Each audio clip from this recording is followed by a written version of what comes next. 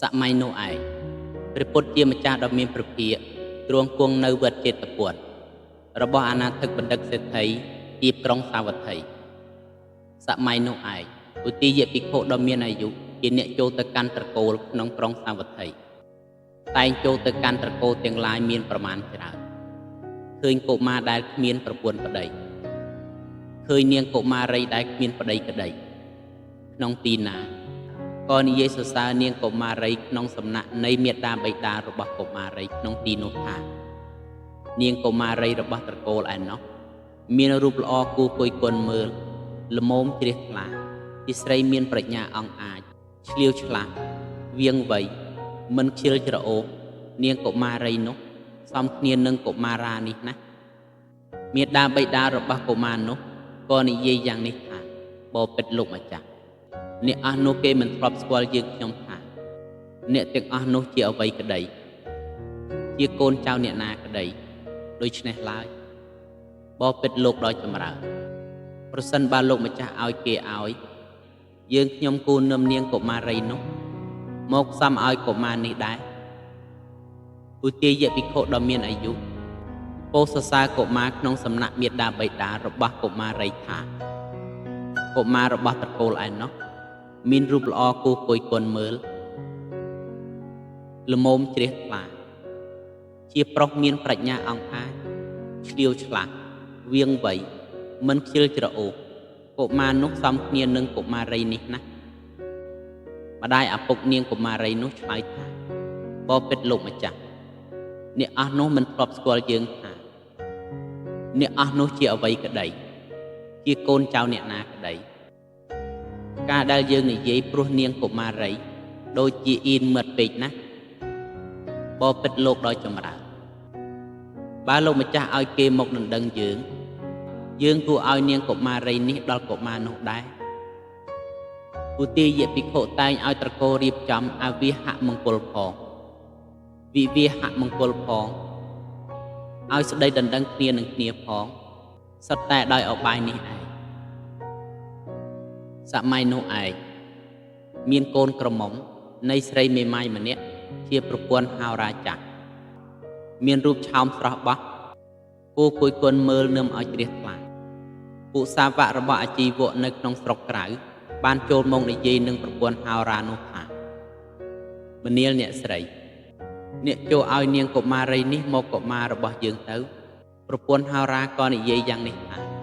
បបិទ្ធអ្នកម្ចាស់ទាំងឡាយខ្ញុំឯងមិនធ្លាប់ស្គាល់អស់អ្នកថាអ្នកទាំងឡាយជាអ្វីទេឬជាកូនចៅអ្នកណាទេម្យ៉ាងទៀតធីតានេះជាធីតាតែមួយគត់របស់ខ្ញុំហើយថាត្រូវទៅស្រុកក្រៅផងទៀតខ្ញុំមិនឲ្យទេមនុស្សទាំងឡាយសួរទៅពួកសាវករបស់អាជីវកនោះថាបបិទ្ធអ្នកម្ចាស់ទាំងឡាយអស់អ្នកមកនេះមានការអ្វីពួកសាវករបស់អាជីវកនោះប្រាប់ថាយើងមកដណ្ដឹងធីតារបស់អ្នកស្រីប្រពន្ធហោរាឈ្មោះឯណោះក្នុងស្រុកនេះឲ្យកុមាររបស់យើងតែនាងនោះនិយាយថាបបិទ្ធអ្នកម្ចាស់ទាំងឡាយខ្ញុំឯងមិនធ្លាប់ស្គាល់អ្នកទាំងឡាយថាអ្នកទាំងឡាយជាអ្វីទេឬជាកូនចៅអ្នកណាទេម្យ៉ាងទៀតធីតានេះជាធីតាតែមួយគត់របស់ខ្ញុំហើយថាត្រូវទៅស្រុកក្រៅផងទៀតខ្ញុំមិនឲ្យទេមនុស្សទាំងឡាយប្រាប់ទៅពួកសាវករបស់អាជីវកវិញថាបបិទ្ធលោកម្ចាស់ទាំងឡាយអ្វីបានជាអ្នកទៅដណ្ដឹងធីតារបស់ប្រពន្ធហោរានោះ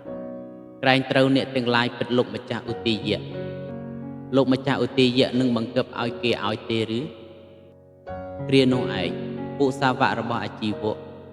ក៏ចូលទៅឯទីដែលឧទាយៈភិក្ខុនៅលុះចូលទៅដល់ហើយ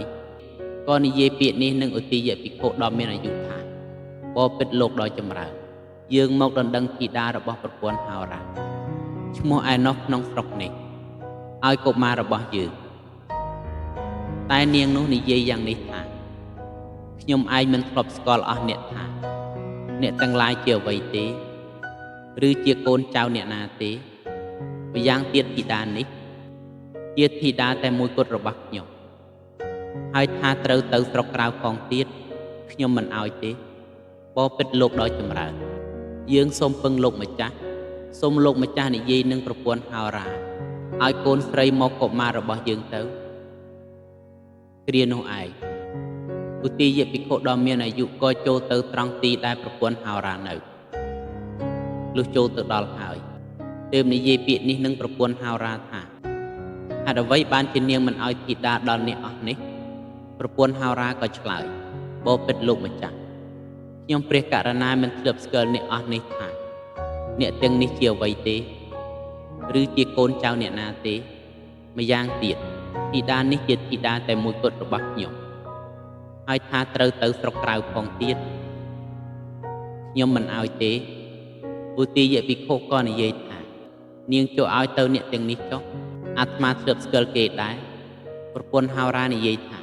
បបិទ្ធលោកដ៏ចម្រើនបើលោកម្ចាស់ស្គាល់ខ្ញុំព្រះករុណានឹងឲ្យគ្រានោះឯងប្រពន្ធហោរានោះក៏បានឲ្យធីតាទៅពុសាវៈរបស់អាជីវៈនោះលំដាប់នោះពុសាវៈរបស់អាជីវៈនោះឯងក៏បានសំនាងកុមារីនោះទៅហើយប្រើប្រាស់នាងដោយការបម្រើជាកូនប្រសាបានត្រឹមតែ1 ខែតពីនោះមកប្រើប្រាស់នាងដោយការបម្រើជាទាស័យទៅវិញ